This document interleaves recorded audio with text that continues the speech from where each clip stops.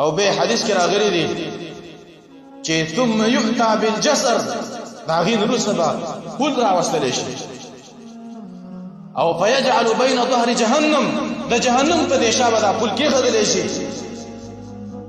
صحابه ویل چې یا رسول الله وما الجسر دا سره کوم پول دی دا پول خو موږ نه پیژنو نبی صلی الله علیه وسلم فرمایل چې دا ودې پول نه دی وای مدحضا یا مدحضا